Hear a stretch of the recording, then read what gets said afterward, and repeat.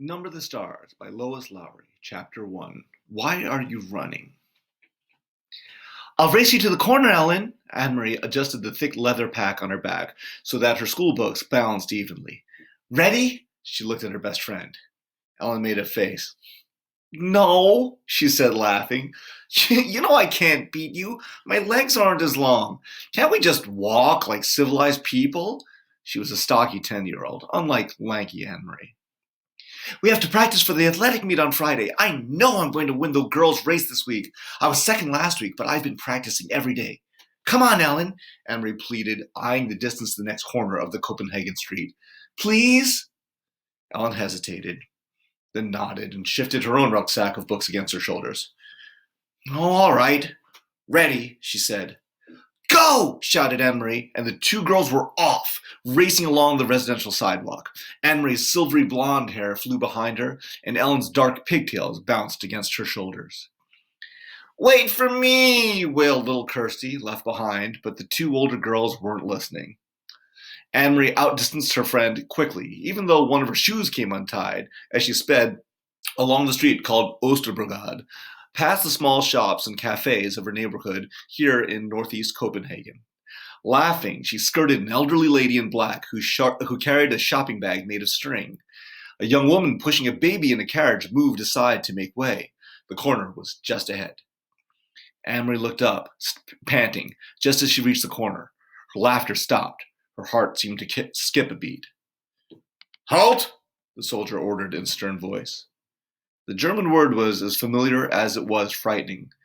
Anne-Marie had heard it often enough before, but it had never been directed at her until now. Behind her, Ellen also slowed and stopped. Far back, little Kirsty was plodding along, her face in a pout because the girls hadn't waited for her. Anne-Marie stared up. There were two of them. That meant two helmets, two sets of cold eyes glaring at her, and four tall, shiny boots planted firmly on the sidewalk, blocking her path to home. And it meant two rifles gripped in the hands of the soldiers. She stared at the rifles first. Then, finally, she looked into the face of the soldier who had ordered her to halt. Why are you running? The harsh voice asked. His Danish was very poor. 3 years, Anne-Marie thought with contempt. 3 years they've been in our country, and they still can't speak our language. I was racing with my friend, she answered politely. We have races at school every Friday, and I want to do well, so I... Her voice trailed away, the sentence unfinished. Don't talk so much, she told herself. Just answer them, that's all. She glanced back. Ellen was motionless on the sidewalk, a few yards behind her. Farther back, Kirsty was still sulking and walking slowly toward the corner. Nearby, a woman had come to the doorway of a shop and was standing silently, watching. One of the soldiers, the taller one, moved toward her. Anne-Marie recognized him as the one she and Ellen always called in whispers, the giraffe, because of his height and the long neck that extended from his stiff collar. He and his partner were always on this corner. He prodded the corner of her backpack with the stock of his rifle. Anne-Marie trembled. What is in here? He asked loudly.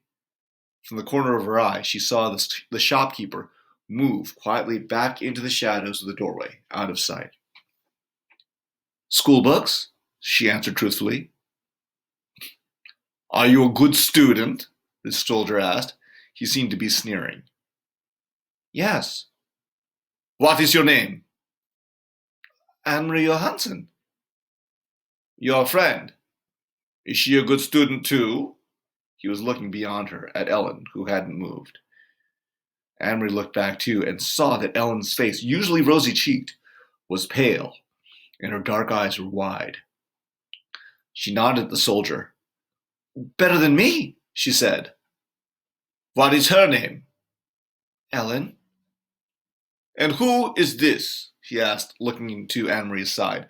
Kirsty had appeared there suddenly, scowling at everyone.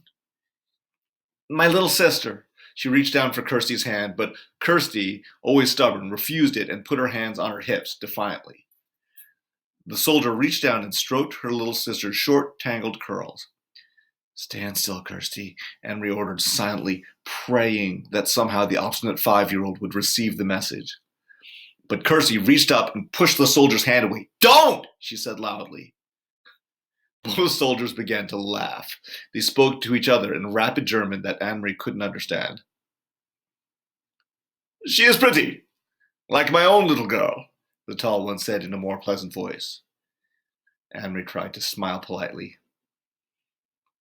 "Go home, all of you. Go study your school books. And don't run. You look like hoodlums when you run." The two soldiers turned away.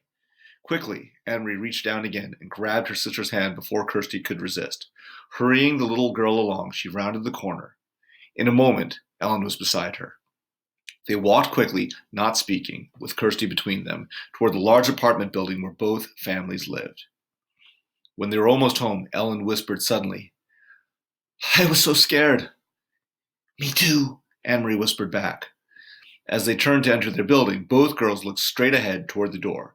They did it purposely so that they would not catch the eyes or the attention of 2 more soldiers who stood with their guns on this corner as well. Kirsty scurried ahead of them through the door, chattering about the picture she was bringing home from kindergarten to show Mama. For Kirsty, the soldiers were simply part of the landscape, something that had always been there on every corner, as unimportant as lampposts throughout her remembered life. "Are you going to tell your mother?" Ellen asked Anne-Marie as they trudged together up the stairs. "I'm not. My mother would be upset." "No, I won't either. Mama would probably scold me for running on the street." She said goodbye to Ellen on the 2nd floor, where Ellen lived, and continued on to the 3rd, practicing in her mind a cheerful greeting for her mother, a smile, a description of today's spelling test, in which she had done well. But she was too late. Kirsty had gotten there first. "And he poked Anne-Marie's book bag with his gun, and then he grabbed my hair," Kirsty was chattering as she took off her sweater in the center of the apartment living room. "But I wasn't scared. Anne-Marie was, and Ellen too, but not me." Mrs. Johansson rose quickly from the chair by the window where she'd been sitting. Mrs. Rosen, Ellen's mother, was there, too, in the opposite chair. They had been having coffee together, as they did many afternoons. Of course, it wasn't really coffee, though the mother still called it that, having coffee.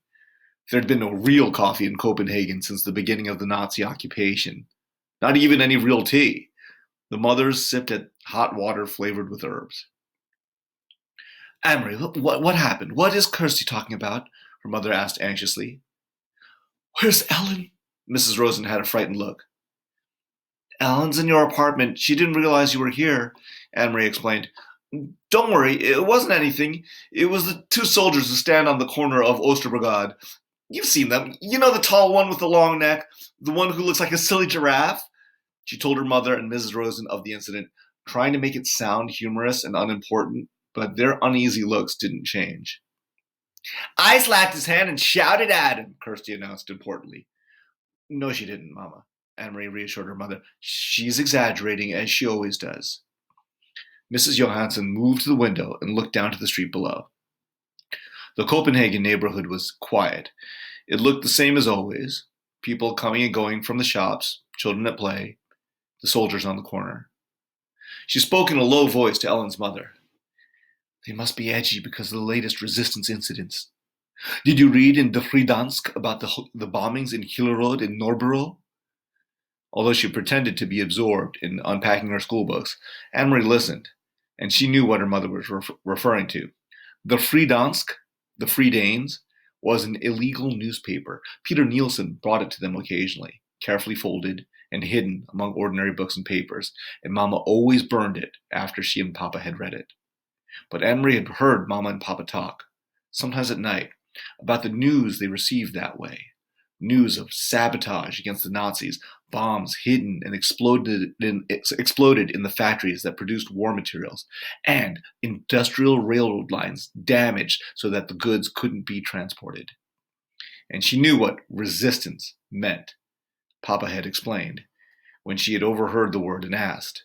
The resistance fighters were Danish people. No one knew who, because they were very secret, were determined to bring harm to the Nazis however they could. They damaged the German trucks and cars and bombed their factories, They were very brave. Sometimes they were caught and killed.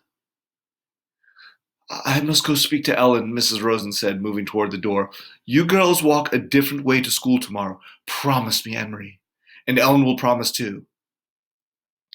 We will, Mrs. Rosen, but what does it matter? There are German soldiers on every corner. They will remember your faces, Mrs. Rosen said, turning in the doorway to the hall. It is important to be one of the crowd, always. Be one of many. Be sure that they never have reason to remember your face. She disappeared into the hall and closed the door behind her. He'll remember my face, Mama, Kirsty announced happily, because he said I looked like his little girl. He said I was pretty. If he has such a pretty little girl, why doesn't he go back to her like a good father? Mrs. Johansson murmured, stroking Kirsty's cheek.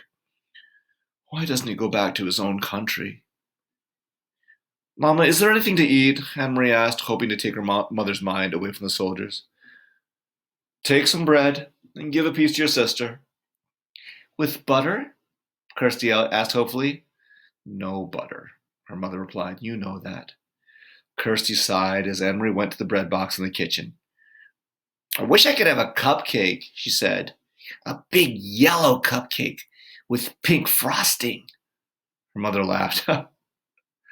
For a little girl, you have a long memory, she told Kirsty. There hasn't been any butter or sugar for cupcakes for a long time. A year at least. When will there be cupcakes again? When the war ends, Mrs. Johansson said. She glanced through the window down to the street corner where the soldiers stood, their faces impassive beneath the metal helmets. When the soldiers leave.